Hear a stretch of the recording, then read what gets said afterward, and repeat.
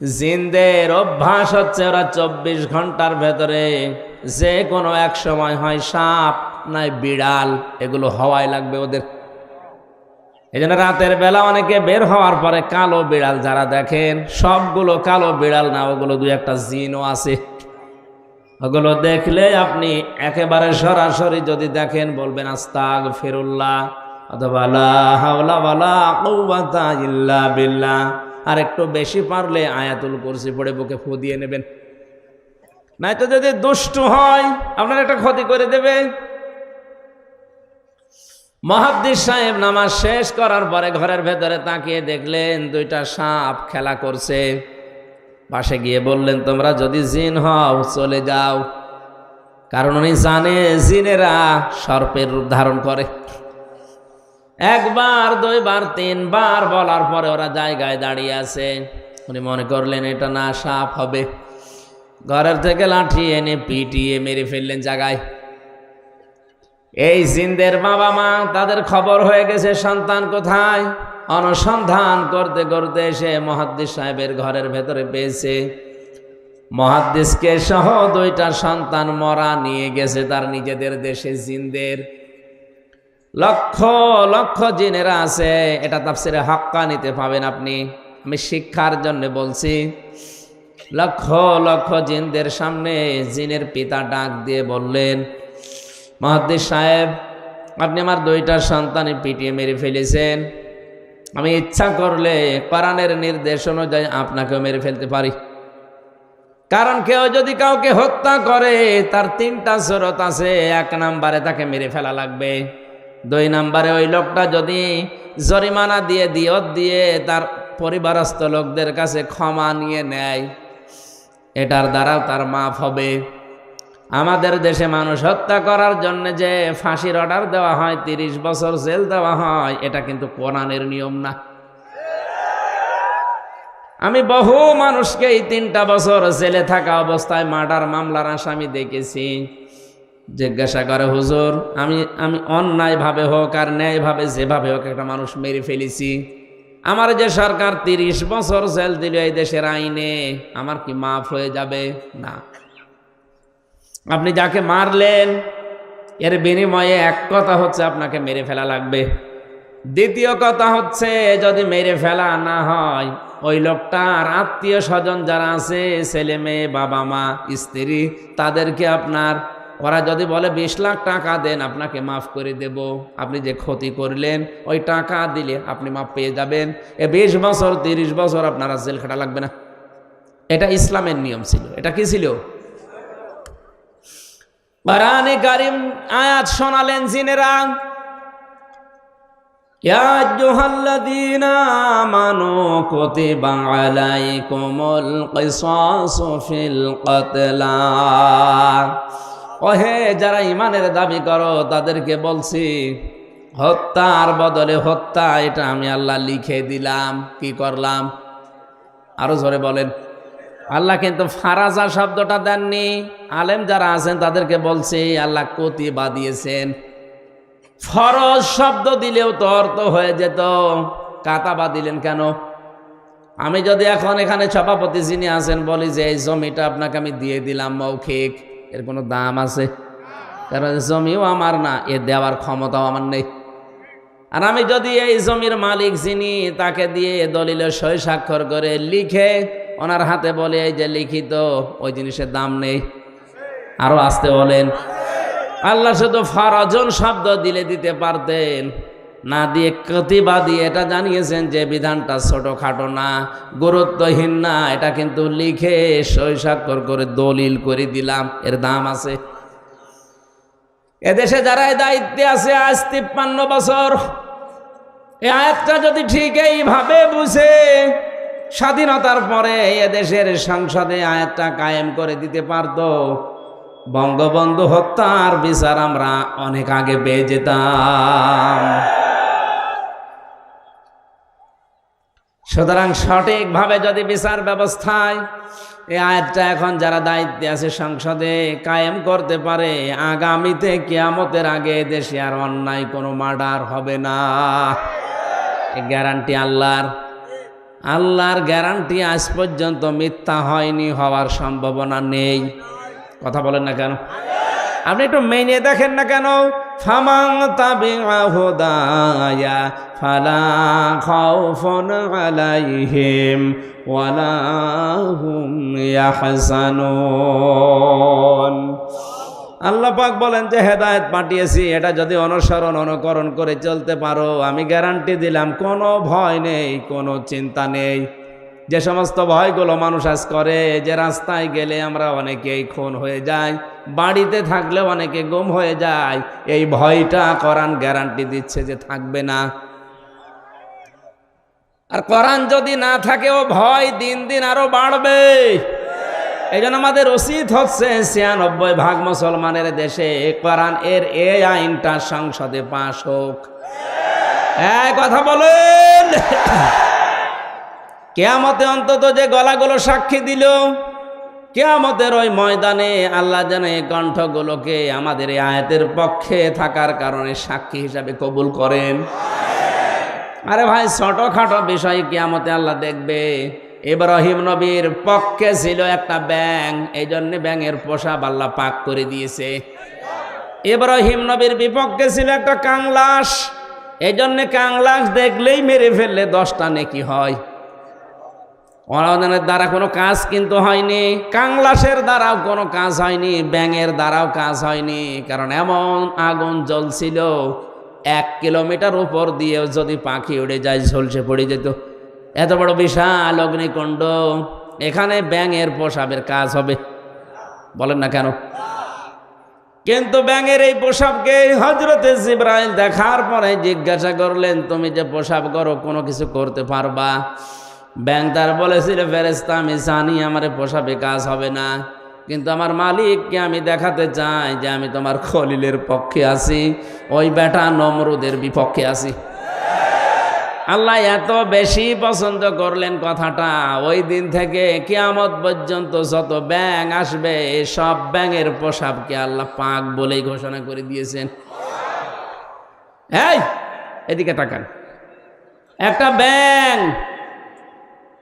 ইব্রাহিম নবীর পক্ষে থাকার কারণে যদি তার পোশাক পর্যন্ত পাক হয়ে যায়, আমরা যে নবীর পক্ষে আছি তিনি কিন্তু খলিলুল্লাহ না, তিনি হাবিবুল্লাহ।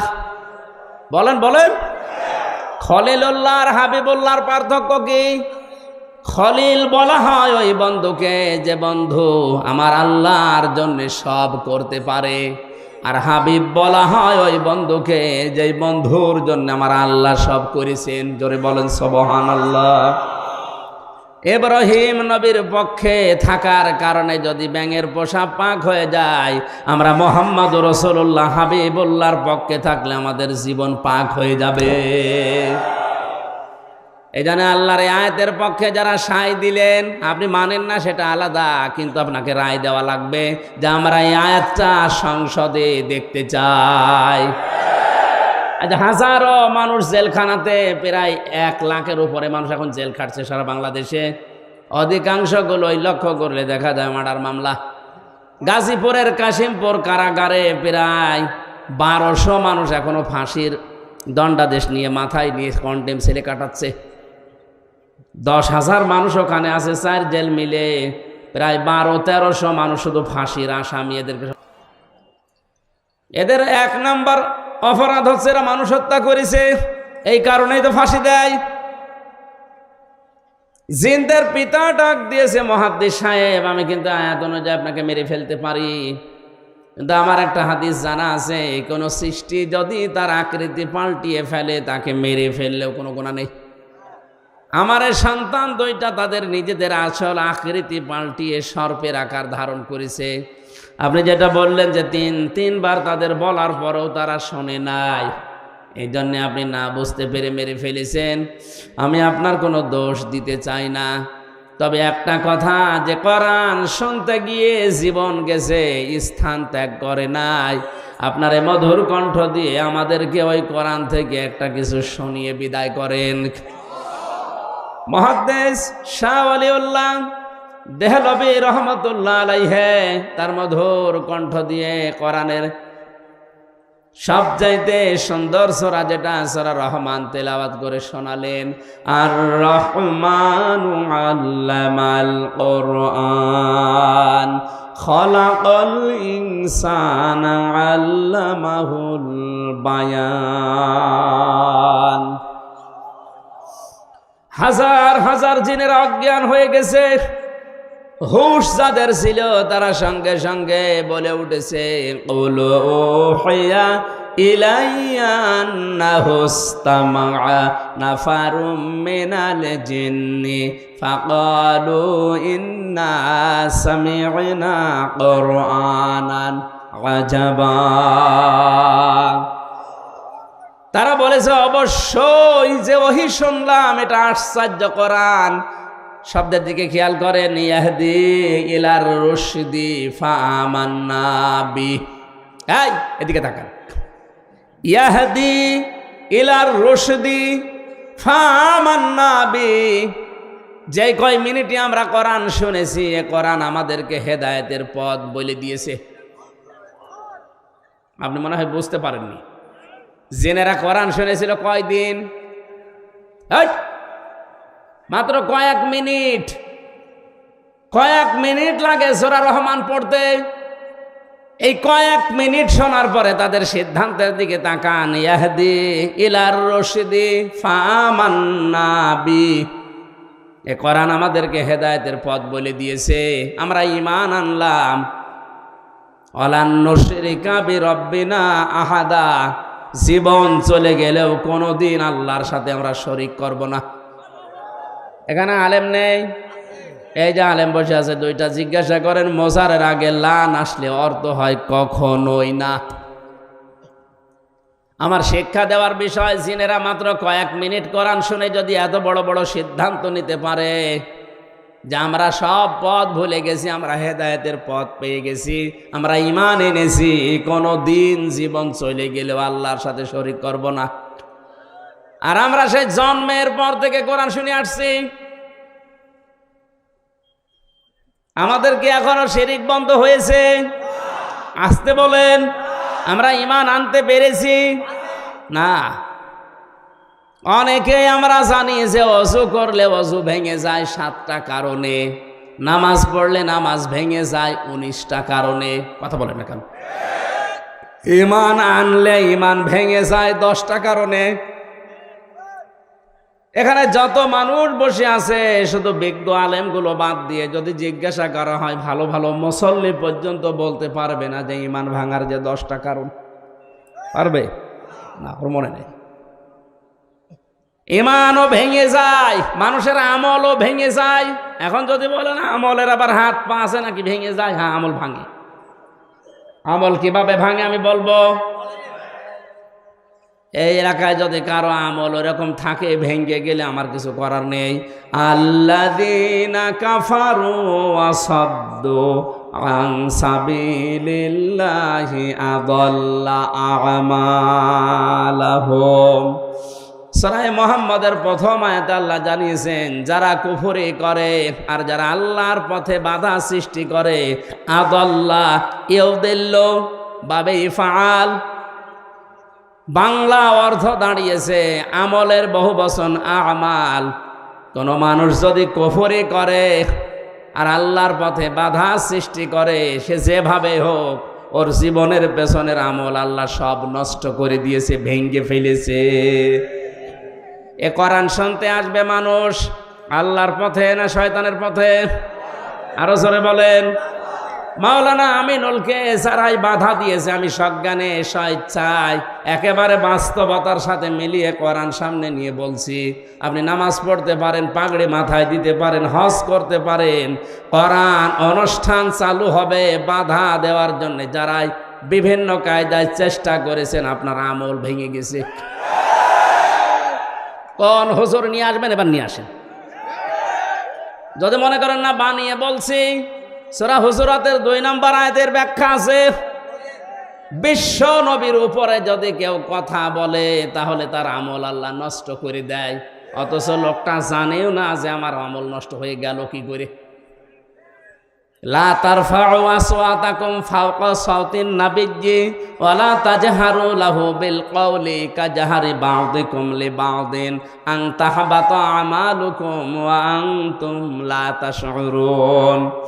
কোন ইমানদার যদি নবীর উপরে কণ্ঠ দিয়ে উচ্চ আওয়াজে কথা বলে, হে নবী আপনি জানিয়ে দেন তার আমল আর নেই, সব নষ্ট হয়ে গেছে। এই আয়াত আমি বানালাম। কাবা এখনো পর্যন্ত মসজিদে নববীতে নবীজির রওজার উপরে এটা স্বর্ণের অক্ষর দিয়ে লেখা আছে। আপনি বলেন তো এখানে নবী আছে কিয়ামত পর্যন্ত দুনিয়ায় আসবে? আরো জোরে বলেন বলেন। তো নবী তো আসবে না কিয়ামত পর্যন্ত, এই আয়াতটা আল্লাহ কোরআনে দিল কেন? আবার তারফাউ মোজারে দিয়েছেন, এই কারণেই দিয়েছেন বর্তমান, ভবিষ্যৎ, প্রেজেন্ট, ফিউচার। কারণ কিয়ামত পর্যন্ত নবী আসবে না, নবীর ওয়ারিস আলেমরা আসবে। মাওলানা আমিনুল যাই হোক, ওনারে নিয়ে অনেক সমালোচনা আমিও শুনেছি হোক, কিন্তু নামের আগে তো আলেম লিখা আছে। কথা বলেন না কেন? আপনি এইটা অস্বীকার করতে পারবেন যে উনি কামেল পাস করেনি? অন্তত এই দেশের শিক্ষা ব্যবস্থা অনুযায়ী উনি তো আলেম, এই দেশে সবাই জানে মাওলানা আমিনুল সিরির বন্দরের আলেম। আপনি যাই করেন না কেন, উনি তো আর গানের অনুষ্ঠান দেয়নি যে আপনি বন্ধ করে দেবেন। কোরআন শোনার যে ব্যবস্থা করার জন্য চেষ্টা চালিয়েছিল, এমনি এমনি চোখ দিয়ে ওর পানি বের হয়নি।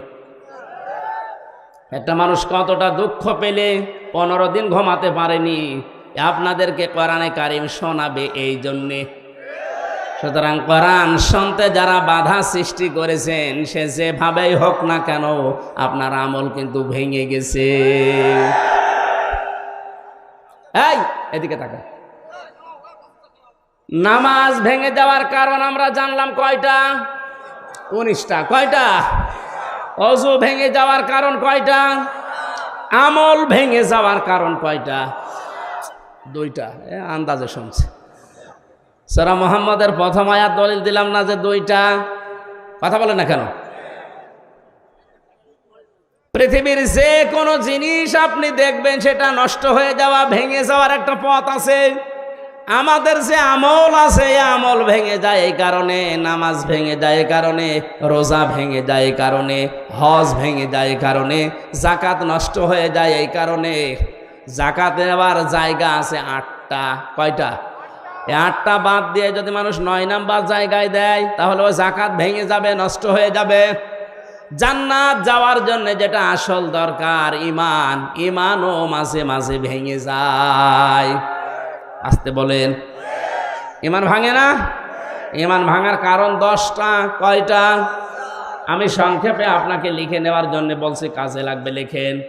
ঈমানও মানুষের ভেঙে যায়। 1 নম্বরে সূরা জুমারের 65 নাম্বার আয়াতের দলিলটা আছে। আমি শুধু থিওরিগুলো বলছি, বাড়িতে মিলিয়ে নিয়েন। 1 নম্বরে দুনিয়া কেউ যদি শিরিক করে, তার ঈমান ভেঙে যায়, নষ্ট হয়ে যায়। ওই ঈমান নিয়ে জান্নাতে যাওয়া সম্ভব না। 2 নম্বরে কেউ যদি কুফরি করে, কুফরি মানে কি? ঢেকে ফেলা। কুফরি মানে অস্বীকার করা, ঢাকনা দেওয়া, চেপে রাখা, গোপন করা। আল্লাহর কোনো বিধান জানার পরে যদি কেউ চেপে রাখে, গোপন করে, সেও উপকারান্তে কাফের, তারও ঈমান ভেঙে গেছে। আর এইটা বাংলাদেশে এখন বেশি। 3 নম্বরে কেউ যদি নেফাকি করে,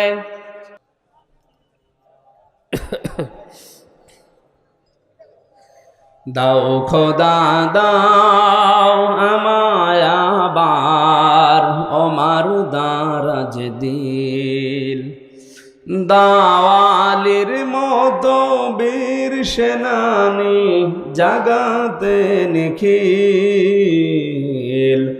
দাও খোদা দাও আমায় আবার ওমার দারাজ দিল, হামজাকে দাও ঘরে ঘরে জীবন দিতে ওয়াকাতরে,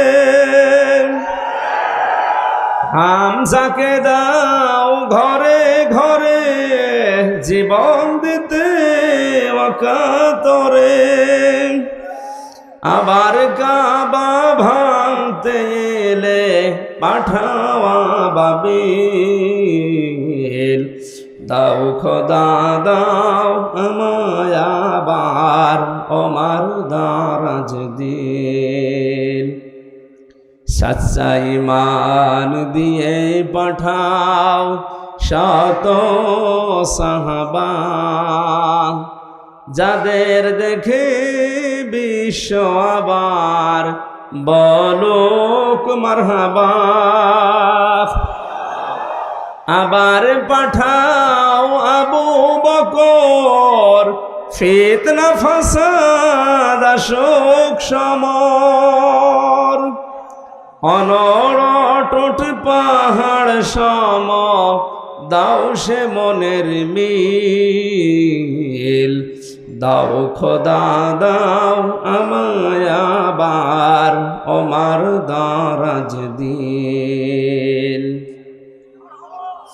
আমার ভাইরা, আমি মাওলানা আমিনুলের কথা এমনি বলি না, যেহেতু নবীজির ইন্তেকালের আগে যে কথা ছিল গুরুত্বপূর্ণ কয়টা, তার ভেতরে এটা একটা। আল উলামা ওয়ারাসাতুল আম্বিয়া, আলেমরা আমি নবীর ওয়ারিস। আমি হয় মাওলানা আমিনুল, মাওলানা হোসাইন, মাওলানা হারুন, যাই হয়ে দেশে আলেম যারাই আছে, আপনি বিশ্বাস করতে পারেন এদের আমল আখলাক ত্রুটি বিচ্যুতি থাকতে পারে, কিন্তু এরা নবীর ওয়ারিস। কিয়ামতের ময়দানে আল্লাহ পাক যদি বিচারও করে, আলেমদের সবার সম্মুখে করবে না, কুদরতের পর্দা দিয়ে ঢেকে নিয়ে গোপনে বলবে এগুলো করেছিলি।